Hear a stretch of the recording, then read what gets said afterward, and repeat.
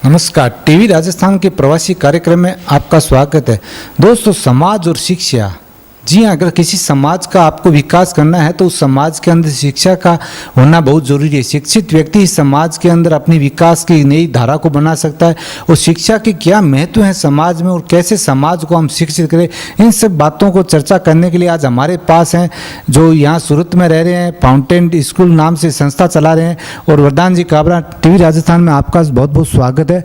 सबसे पहले आप ये बताइए कि आप राजस्थान में कौन से शहर के रहने वाले हैं और आपका सूरत कब आना हुआ? धन्यवाद। मेरे दादाजी सीकर डिस्ट्रिक्ट में लोसल गांव से हैं। वो बनारस शिफ्ट हो गए थे काफ़ी साल पहले, 60-70 साल पहले। तो मेरे पापा नहीं रहे हैं बनारस में, राजस्थान में, बट मेरी मम्मी राजस्थान में पली बड़ी है। वो हैं चूरू डिस्ट्रिक्ट में, सुजानगढ़ के पास छापर, ताल छापर से हैं। मेरे मामा हैं और कुछ लोग अभी भी वहाँ पे रहते हैं। तो ये मेरा मैं खुद रहा नहीं हूँ राजस्थान में, पर छुट्टियों में, गर्मी की छुट्टियों में हम लोग काफ़ी जाते थे। अभी भी साल 2 साल में एक बार जाना हो जाता है। सूरत आए हुए मुझे 10 साल हो गए हैं और तब से हमने प्री स्कूल और ये स्कूल चालू किया है। तो आपकी एजुकेशन वगैरह सब राजस्थान से बाहर हुई, तो आपका एजुकेशन में कहाँ से आपने शिक्षा प्राप्त की और आज इस स्टेज पे पहुँचे? एक्चुअली मेरे पिताजी ट्रांसफरेबल जॉब में थे। तो वो इनफैक्ट सीके बिरला ग्रुप के साथ काम करते थे। तो वो लोग ऑल ओवर इंडिया जाते थे हम लोग। तो हर 2-3 साल में मैं शेड्यूल डिस्ट्रिक्ट एमपी में है, वहाँ पे रहा हुआ हूँ। फिर आंध्र प्रदेश में, पुणे में, नाइजीरिया में हम लोग 2 साल थे। कलकत्ता में हम 1 साल रहे हुए हैं। भिलाई में मैं 1 साल रहा हुआ हूँ अपनी मासी के साथ। और मुंबई में 5 साल और दिल्ली में 2 साल और अहमदाबाद में 2 साल। तो उसके बाद, ये सब के बाद मैं आया था सूरत। और मेरी last education 11th-12th DPS RK Puram से थी। उसके बाद मैं IIT बॉम्बे में इंजीनियरिंग की मैंने, और उसके बाद IIM अहमदाबाद से MBA किया है। तो आपने काफ़ी, कहते हैं शिक्षा को अगर घूम घूम के शिक्षा प्राप्त करते हैं तो शिक्षा पे उसका प्रभाव पड़ता है। तो कहीं आपको लगता है जैसे ट्रांसफर स्थिति में आपकी शिक्षा पे कोई प्रभाव पड़ा हो, आपने कुछ ऐसी चीज़ें जो आपसे शायद लाइफ में छूट गई हो? एक चीज़ मुझे बिल्कुल लगता है कि कोई भी मैं एक हॉबी परस्यू नहीं कर पाया अच्छे से। जैसे मेरे को काफ़ी इंटरेस्ट था स्पोर्ट्स में स्पेशली। तो खेल कूद मैं कुछ एक परस्यू नहीं कर पाया, कहीं हर अलग अलग जाके अलग अलग चीज़ की। तो वो एक चीज़ है जो जिसमें मैं घाटे में रहा। पर उसके अगेंस्ट अलग अलग जगह जाने का फ़ायदे भी हुए, क्योंकि अलग अलग लोगों से मिलने का मौका मिला। एक जो हैबिट बन जाती है कि कहीं भी नई जगह जाके आमिन आराम से सेट हो जाए, तो वो मेरे लिए काफ़ी इजी हो गया है। नए लोगों से मिलना या बात करना काफ़ी इजी हो गया है मेरे लिए उस हिसाब से। तो फ़ायदे भी हैं और थोड़े नुकसान भी रहे हैं। तो आपने जैसे काफ़ी शिक्षा अर्जित की आपने और यहाँ अभी शिक्षा का काफ़ी प्रचलन बढ़ा रहे हैं आप सूरत के अंदर। तो राजस्थान जो एक ऐसा शहर है जहाँ पे शिक्षा का कम प्रभाव है, तो उस जगह पे आप क्या शिक्षा के महत्व को ज़्यादा बढ़ाने के लिए क्या आपने करें जिससे राजस्थान की शिक्षा काफ़ी डेवलप हो और वहाँ की एजुकेशन आगे बढ़े? आई थिंक एक चीज़ ये है कि आज चाहे हमें अच्छा लगे या ना लगे, जैसा भी हम सोचे, कि इंग्लिश एजुकेशन का काफ़ी महत्व है आज के इकोनॉमिक वर्ल्ड में, साइंटिफिक वर्ल्ड में। इंग्लिश का बहुत महत्व है आज की डेट में। अगर कोई जैसे हमें भी कोई टीचर या कोई एम्प्लॉय हायर करना है, तो उनके अगर इंग्लिश स्किल्स और IT स्किल्स, कंप्यूटर स्किल्स अगर अच्छे हों तो वो, और अगर सीखने को रेडी है तो बाकी सब चीज़ हम सिखाने को रेडी हैं। तो यही, एंड मुझे लगता है कि एंट्री लेवल जॉब्स में मोस्ट जगह ऐसा सिचुएशन है। तो राजस्थान की भी हम बात करें, जहाँ पे बहुत इकोनॉमिक एक्टिविटी हाई नहीं है, तो वहाँ पे भी अगर एजुकेशन पे थोड़ा फोकस किया जाए, इंग्लिश में, ICT में, एंड ऑफ कोर्स बाकी चीज़ें तो करनी पड़ेगी, तो वहाँ पे काफ़ी फ़ायदा होगा नौजवान लोगों को। आपने सूरत में अपने जीवन की नई शुरुआत की और अपने पढ़ाई के बाद में जो जिसको कहते हैं जीवन यापन के लिए सबसे बड़ी जो शुरुआत आपने सूरत से की, तो शुरुआती दौर में सूरत में आपको कई दिक्कतों का सामना करना पड़ा, कई संघर्ष करना पड़ा, या कुछ ऐसी स्थिति आई कि नहीं लगे सूरत से वापस चले जाएं? सूरत से वापस जाने का तो कभी नहीं ऐसा सोचा, क्योंकि सूरत में एक बार जब सूरत से आने के पहले मैं अहमदाबाद में था, तो उस समय हमने लास्ट 1 साल में हमने स्टडी किया थे और कई सारे शहरों की। दिल्ली बॉम्बे नहीं जाना चाहते थे, पर हमने जयपुर, लुधियाना, नवी मुंबई, इंदौर ऐसी जगहों को हमने देखा था। तो जहाँ हमें लगा था कि भाई अच्छा स्कोप होगा, जहाँ अच्छी ग्रोथ हो रही है और एजुकेशन में बहुत अच्छा नहीं है। तो सूरत एक ऐसी जगह लगी थी जहाँ पे इकोनॉमिक एक्टिविटी काफ़ी अच्छी है, काफ़ी ग्रोथ हो रहा है, पर एजुकेशन उतना हाई क्वालिटी का उस समय 10 साल पहले नहीं था। अब लास्ट 5-6 साल में कई सारे नए स्कूल्स आ गए हैं, तो वो अच्छा रहा है सूरत सिटी के लिए, पर उस समय नहीं था। तो स्टार्टिंग में बिल्कुल संघर्ष था, क्योंकि स्टार्टिंग मैं जब सूरत में आया तो मैं किसी को ऐसा जानता नहीं था।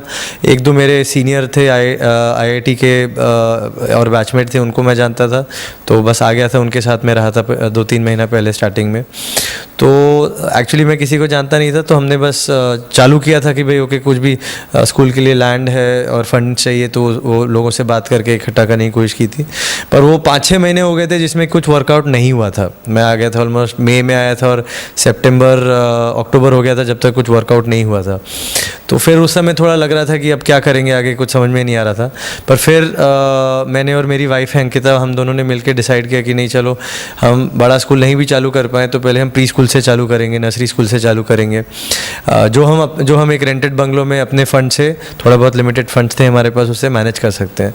तो वो हमने फिर चालू किया, तो फिर 2-3 साल में वो अच्छा चल गया, अच्छी क्वालिटी, अच्छा नाम हो गया उसका, और उसके कारण हमें एक स्कूल के लिए एक इन्वेस्टर और एक पार्टनर मिल गए, जो सूरत के एक डायमंड बिजनेस वाले हैं, मिस्टर पराग शाह। तो उनके साथ मिलकर फिर हमने ये स्कूल चालू किया। आपने काफ़ी शुरुआती दौर में संकट से गुजारा किया और आज आप अच्छे वेल सेट हैं।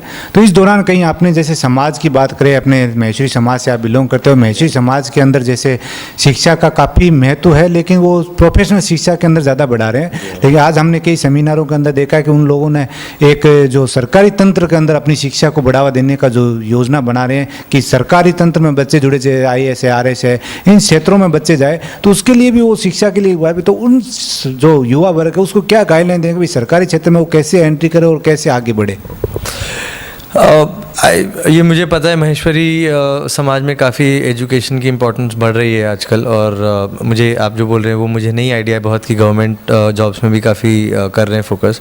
तो आई थिंक उनमें जो रिक्वायरमेंट्स है वो बहुत स्पेसिफिक हैं, काफ़ी हार्ड वर्क की ज़रूरत है, बिकॉज मेरे कुछ जान पहचान वाले लोग हैं जो IIT से हैं, बैचमेट्स हैं, उन लोगों ने IAS और IPS और IFS की तैयारी की है। तो 4-5 साल वो लोग काफ़ी मेहनत करते हैं, कोचिंग करते हैं दिल्ली में जाके या अलग अलग जगह। दिल्ली नॉर्मली हब है, तो मेहनत तो काफ़ी करनी पड़ेगी बच्चों को, ऐसे इजी नहीं है। जैसे अगर आप IITs का या मेडिकल की भी बात कर ले, तो ये सब में स्पेशली जिस सिटीज़ में, जैसे सूरत जैसे शहर में बहुत माहौल नहीं है, तो ऐसे यहाँ पे बच्चों को बहुत मेहनत करनी पड़ेगी। और ऐसे मोस्टली मैंने देखा है कि जो बच्चे सक्सेसफुल होते हैं वो ऐसे सेंटर्स में चले जाते हैं, कोटा या दिल्ली या ऐसी जगह चले जाते हैं जहाँ पे एक माहौल है, बहुत सारे कोचिंग इंस्टीट्यूट्स है पढ़ाई करने के लिए, तो वो एक है।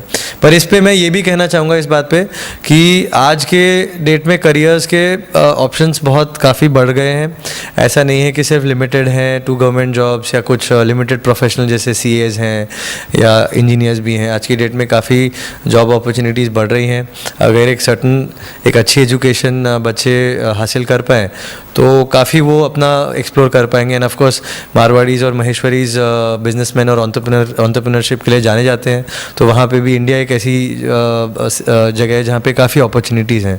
तो मैं तो हमारे बच्चों को भी और जितने भी कॉलेज स्टूडेंट से मैं मिलता रहता हूँ कई बार, तो उनको इनकरेज करता हूँ कि नहीं, अगर आप बिलीव करते हैं कि आपके पास कुछ अच्छा आइडिया है तो आप खुद का कुछ चालू करें, उसमें आपका भी और देश का भी बहुत भला होगा। हमने एक चीज़ और देखी है कि हमारे जो आप बिजनेसमैन की बात की, भाई मारवाड़ी काफ़ी बिजनेसमैन है, लेकिन वो एजुकेटेड बिजनेसमैन जिसको कहा जाता है वो नहीं है।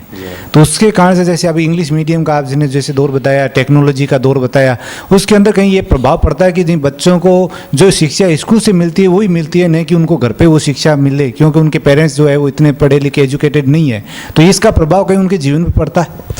पड़ता है, बट ऐसा नहीं है कि ऐसे बच्चे जैसे मैं हमारे स्कूल के एग्जांपल ले लूँ कि बहुत काफ़ी लार्ज क्राउड हमारा मारवाड़ी स्टूडेंट्स हैं, आई थिंक 40-50% होंगे, गुजराती के बाद सबसे ज़्यादा मारवाड़ीज़ हैं।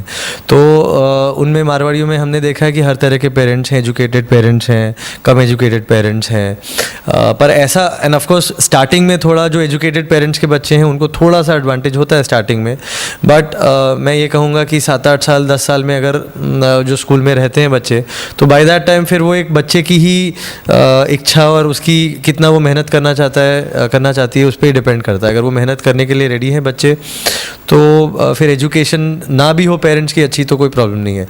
बट एक चीज़ मैं ये कहना चाहूँगा कि भाई जो भी जैसे भी पेरेंट्स हैं आज की डेट में, मोस्ट लोग अच्छी एजुकेशन जरूर चाहते हैं अपने बच्चों के लिए। ये ज़रूरी नहीं है कि उनको पता ही है कि क्या होती है अच्छी एजुकेशन या हम क्या कर पाएंगे, पर वो अच्छी एजुकेशन चाहते हैं। तो ये जो अब नया जनरेशन आएगा मारवाड़ियों का, बच्चों का एजुकेशन क्वालिटी ज़्यादा ही होगी। तो जो चाहे वो बिज़नेस में जाए, चाहे वो जॉब्स में जाए, तो एक वो क्वालिटी ज़रूर इम्प्रूव करेंगे बिज़नेस की, या स्पेशली बिज़नेस की। अपने जैसे राजस्थान से आप रहने वाले हो, काफ़ी शहरों के अंदर आप गए हुए, काफ़ी प्रदेशों में आप घूमे हैं, तो राजस्थान का जो कल्चर है, जो संस्कृति है, जो तीज त्यौहार है वहाँ के, तो सब अपने आप में एक आकर्षण का केंद्र होते हैं। वो सबको अपने जो प्रवासी जो भी रहते हैं उनको एक आकर्षित करते हैं। तो कौन सा ऐसा त्यौहार है जिसमें आपका मन करता है कि नहीं, ये त्यौहार तो हम परिवार के बीच में या अपने राजस्थान में मनाएं? मेनली होली दिवाली है एक ऐसे मौके हैं जहाँ पे हम फैमिली के साथ रहना चाहते हैं। तो ये ऐसे त्यौहार है जहाँ पे हम लोग साथ में रहें, क्योंकि छुट्टियाँ भी होती हैं स्कूल की उस समय, तो मौका भी मिलता है, और लंबी छुट्टियाँ होती हैं स्पेशली दिवाली के समय सूरत में। तो ऐसे मौक़ों पे हम ज़रूर चाहते हैं कि रहें साथ में। तो अपने जैसे शिक्षा से जुड़े हुए हैं, तो एक युवा जो वर्ग है हमारी, शिक्षा के अभाव में समझिए उनको, या पूर्णतः गाइडलाइन नहीं मिलती उनको, उसके लिए वो जो उनको जो मंजिल तय करनी होती है वो तय नहीं कर पाते हैं। तो उसके लिए आप क्या ऐसा संदेश उन युवाओं को देना चाहेंगे जो शायद चाहते हैं कुछ आगे बढ़ने, लेकिन उनको प्रॉपर गाइडलाइन जो नहीं मिल पाती है तो वो उस राह से भटक जाते हैं, तो उनको क्या एक संदेश देना चाहेंगे आप? आज की डेट में अगर कोई भी युवा खुद मेहनत और सीखने को तैयार है तो उसके लिए अपॉर्चुनिटीज़ की कमी नहीं है, मैं ये कहना चाहूँगा। क्योंकि आज इंटरनेट एक ऐसी चीज़ है जिसने कोई भी इंफॉर्मेशन, कोई भी कोर्स, कोई भी पढ़ाई को आपके घर पे लाके रख दिया है। तो आप खुद मेहनत करने को रेडी है तो दुनिया आपके हाथों में है, ऐसा मैं ज़रूर मानता हूँ। ऑफ कोर्स सही गाइडेंस और जो जिसकी आप बात कर रहे हैं वो इजी नहीं होता, वो मिल जाए तो बहुत अच्छा होगा इनके लिए। बट वो नहीं भी मिले तो जो एक जो एक दृढ़ निश्चय के साथ काम करेगा वो MIT के कोर्सेज़ भी कर सकता है, वो भी आज ऑनलाइन है, या IIT के कोर्सेज़ भी कर सकता है, या बेस्ट एजुकेशन भी पा सकता है। चलो डिग्री ना मिले एकदम एक ऑफिशियल, बट जो एक क्वालिटी है लर्निंग की वो आज सबके लिए अवेलेबल है, क्योंकि इंटरनेट ने सबके हाथ में लाके दे दिया है। तो फिर नाउ बच्चों को ये डिसाइड करना है, युवाओं को ये डिसाइड करना है कि भाई मुझे क्या चीज़ पसंद है और मैं उस चीज़ को कैसे हासिल करना चाहूँगा।